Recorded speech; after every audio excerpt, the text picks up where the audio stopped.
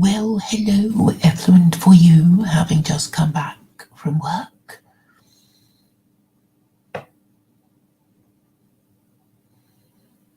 I'm glad you had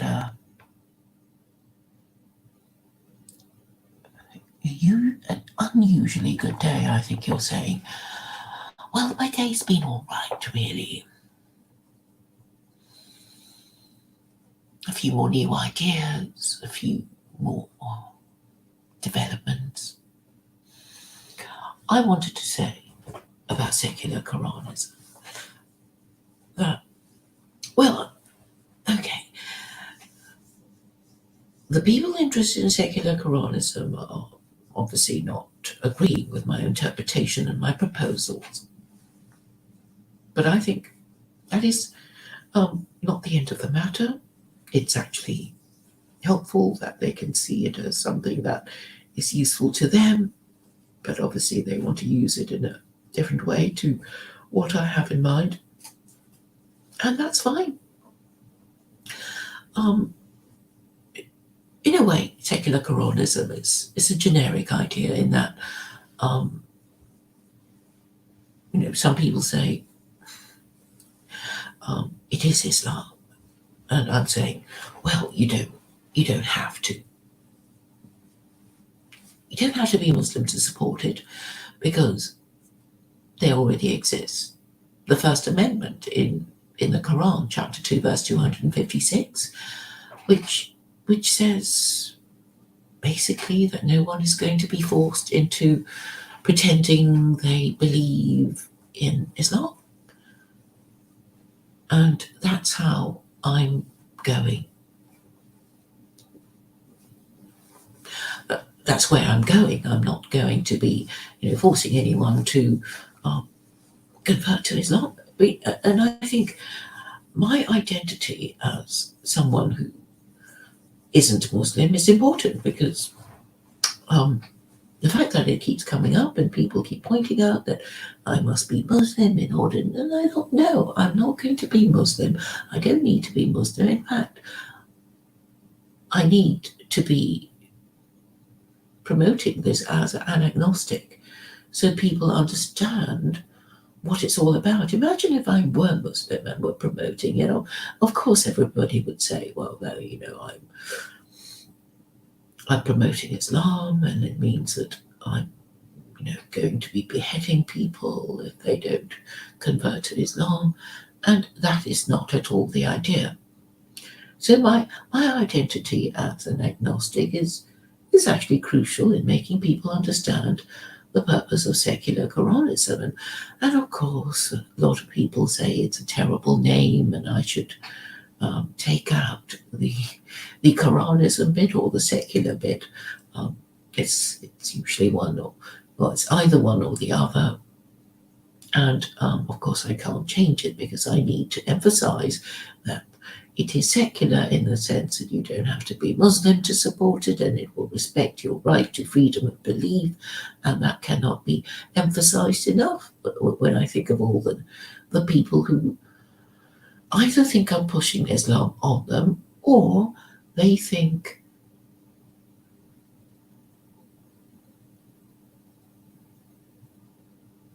they just pretend to think that that is what I am in fact doing. So I don't know their motivations, except that I guess they are Islamophobes and they're going to either pretend that I'm pushing Islam on them, or they will continue to deliberately misunderstand me so they can label me and demonize me. And I just feel that at the moment it is best to, explain to you what I think we're at now. So obviously a few Muslims, sort of see the potential of secular Koranism, but they have their own little twist that they want to add to it. And I'm, they're either too forward or a little too backward.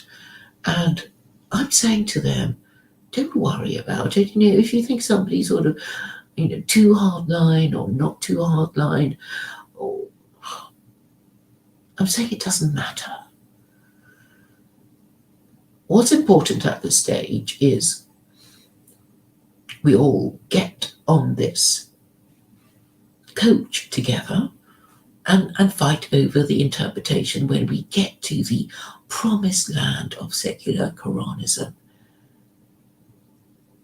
Because, I mean, why, if the analogy holds and we want to get to the promised land of secular Koranism, what would be the purpose of refusing to get on the coach? I mean, I guess, the analogy would be that we're waiting for the coach to fill up to make it worth the journey. And this is what we're in fact doing. So I'm not going to be saying, oh, you're not hardline enough, or you're too hardline. Of course, I'm going to push for my interpretation, and it doesn't matter if the people around me don't quite agree. And I'm saying it doesn't really matter. And it doesn't matter because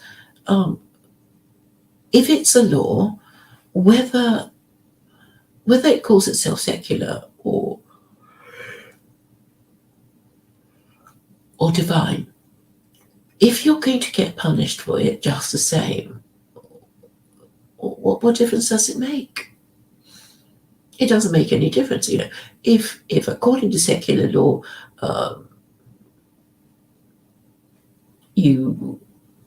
the penalty for murder is the death penalty, and you're going to get executed in a secular state, if that was where you committed it in, or a religious state, if it was in that society that you were convicted for murder. So what practical difference does it make, other than the name of the moral system that is about to execute you? I'm saying it doesn't matter at all.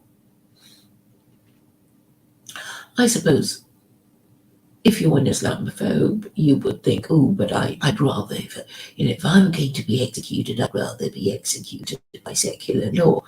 And I'm saying, yeah, okay, if you're going to be like that, but for most people, they will understand that it actually makes no practical difference. If you've been convicted of a crime and the punishment is the same, whether it's a secular state or a theocracy, your objections are invalid, basically.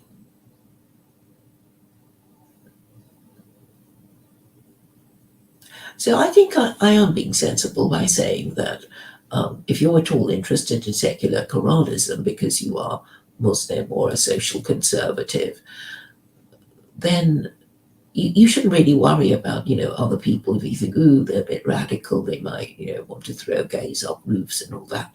And I'm saying, don't worry about that, even if they sort of say it, because they won't get their way. And what we want is to basically fill the coach up, and get every seat occupied so the driver can go. That's what we want. And it's only when we get to the destination that we can, well, fight each other over the interpretation. But at the moment, we're just waiting for the coach to fill up. And all your worries about, something being too hardline or they're going to be too liberal, it doesn't matter, because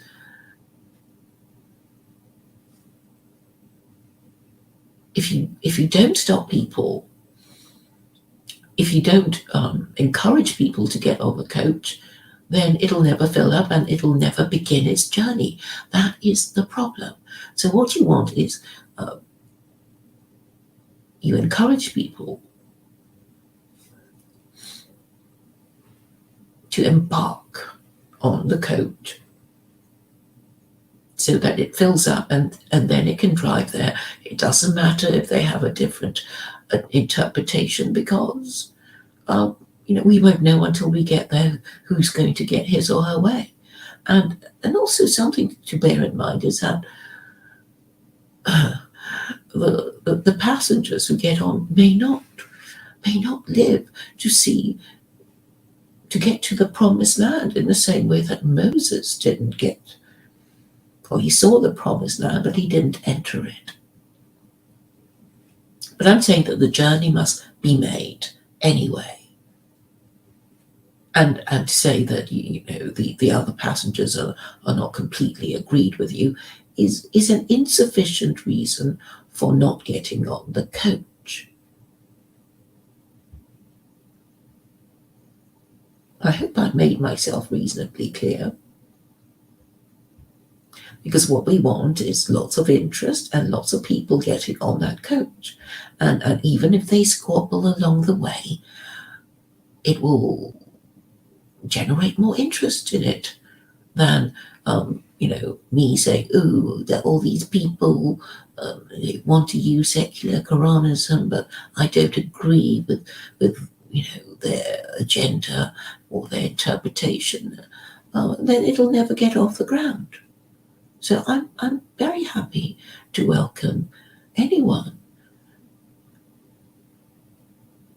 even if they're radical, because I don't believe that anybody is going to get everything their way, and in the end we will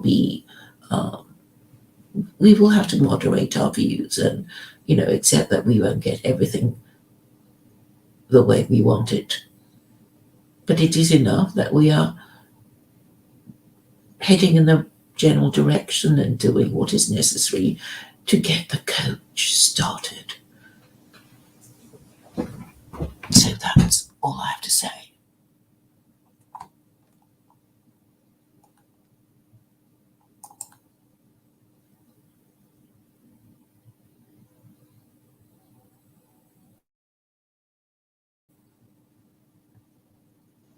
So even for users, there is not much logic applied. And this, well, I sort of do debate on Twitter. And today has been quite an active day about debating these things. So if you'd like to go there, you will see what forms these disagreements and dialogues take. Now, I've got somebody who popped up, and I know he's an Islamophobe.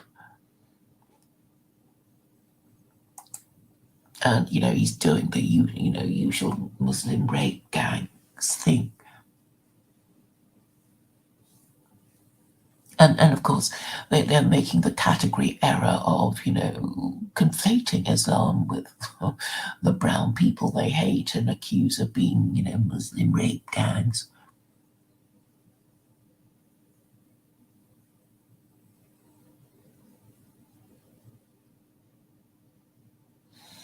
And unfortunately, they're basically saying we want to do this, we want to do that, and well, I know I do that too, but I'm saying I have a plan. I actually have a proposal.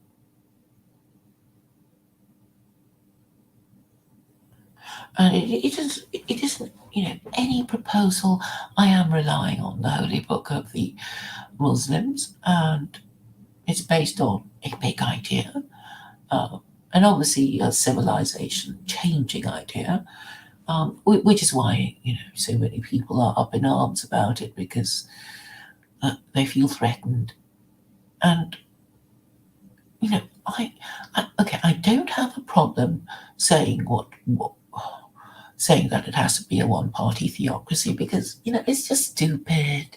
It's just stupid to say it's okay, you just vote for my little fringe party and you'll get secular Koranism. I mean, nobody's going to believe me. They won't vote for me because they know I'm lying if I say just vote for my little party, and I'm going to give you a one-party theocracy. And I'm saying the only way that it could work, that I can see it working that I can see my path to power is for the ruling classes to actually see the point of it, and then they'll pull all the levers to make it happen, and get the media to cooperate with me and persuade all these naysayers that they should be saying yes. And I'm not pessimistic, because I suppose, my way of interpreting things is that the more things get worse, the better it looks for secular Koranism, because, obviously, if everything was fine, you wouldn't be frightened, you wouldn't be angry, you wouldn't despair, and you wouldn't be supporting secular Koranism. You wouldn't want to do anything drastic. But because things are going wrong, in so many ways, and our ruling classes are showing how stupid and crazy they are, you obviously know that there's something terribly wrong, and you need a strong solution, and this is what I have. I have thought it through. It's a little disturbing. I acknowledge that there's nobody, no public intellectual capable of engaging with me, but then, they basically got a hole in their heads, and they're frightened to be seen to be engaging with me, and they don't know where it's going, and they don't want to be cancelled, and I think basically that's a problem. I mean, I don't mind dealing with an entire panel of people, because I do have I actually love it when people ask me an intelligent question, and I've been getting more of that lately. Okay, I'm going to read this response I got. So it begins: Muslim rape gangs show that they have no particular respect for marriage, women, etc. So do you see what the problem? That he is deliberately conflating Muslim criminals that come from a Muslim background, with Islam. But then, it's part of his narrative to to think the worst of Muslims, so that he can continue rejecting Islam. He continues: politics is a problem. Men voted is some balanced way on idea. Oh, I don't know what that means. But then women got the vote and voted on gender lines, and now we have Muslims who vote 100% on religious lines. Okay, so basically, what this white man thinks, not only has he got women voting against him, he's also got Muslims voting against him, and obviously all that gloating by Hamza Yusuf and denigrating white men is just not helpful. So he's saying representative democracy was for a culture that no longer exists.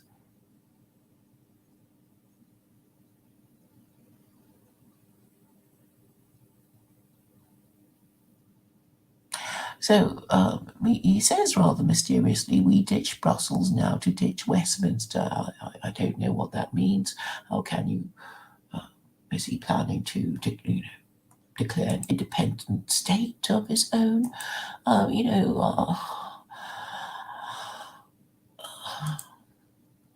that I'm talking to people who are mostly mad, or who don't get it.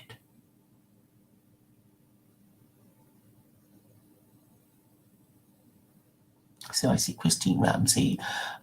She's popped up again to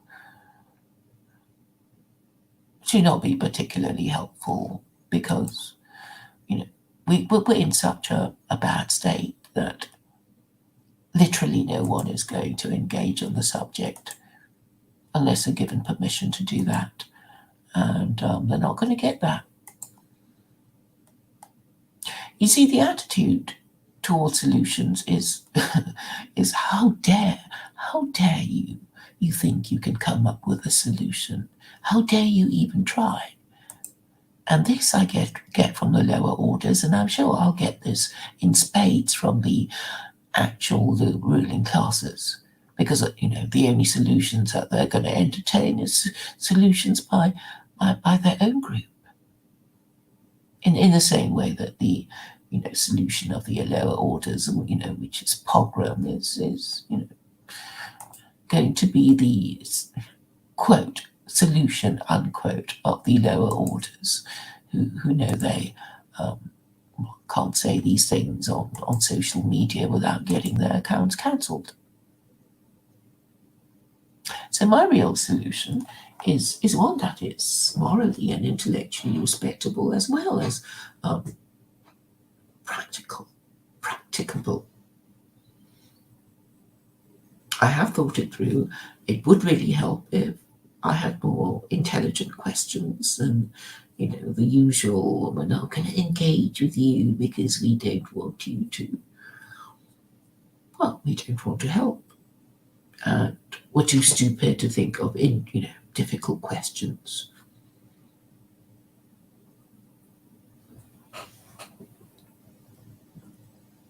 So to sum up on the theory of secular Koranism, you don't have to agree with me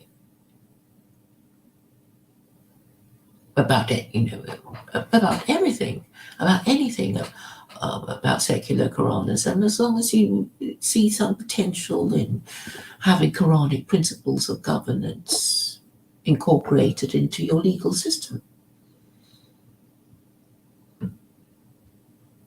Because that's the only way to restore social conservatism into your society. You may not wish for that to happen, but I'm just assuming that sensible people who have been married, who have children they care about, might wish to continue with this human tradition.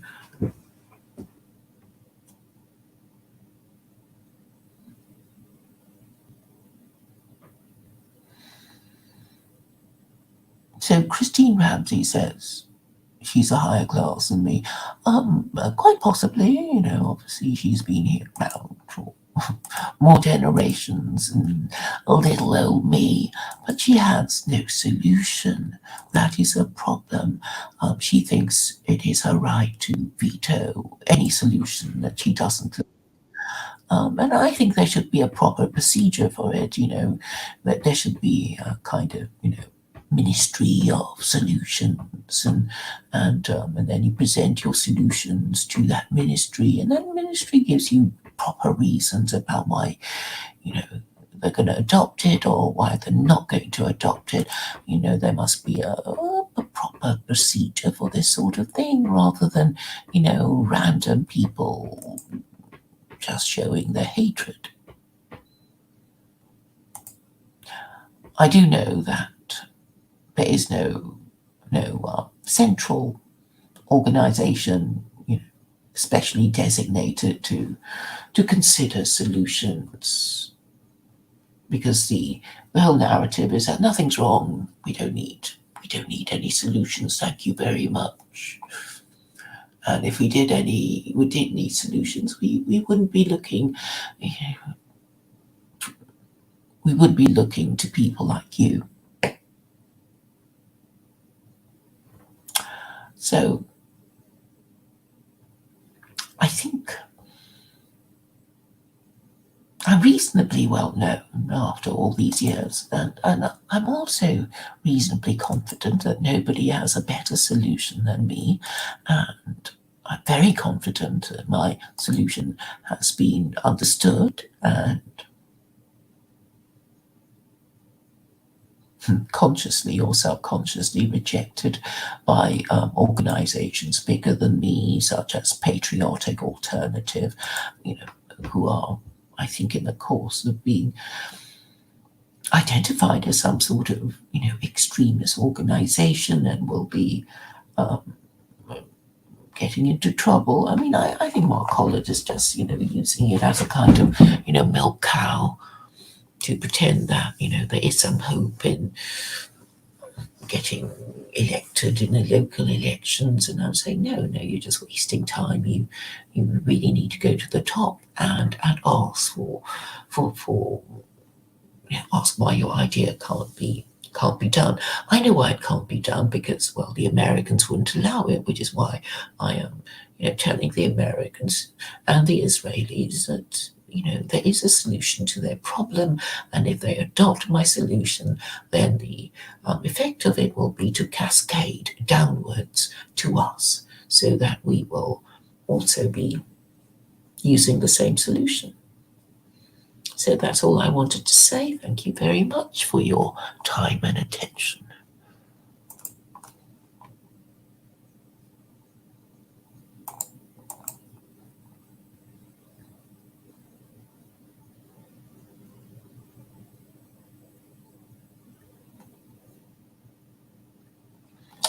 Yes, Christine Ramsey, here we go again. She wants a pogrom, and she still thinks that Britain is Christian, when it should be obvious that hardly anybody British is Christian. And to revive Christianity would mean the return of the practice of heretic burning, which I'm sure everybody will agree is worse than Islam.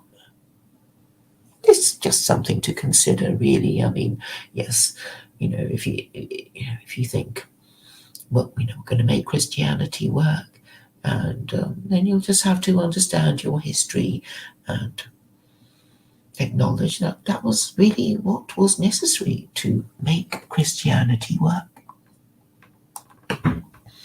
Yes, I get it. I mean, the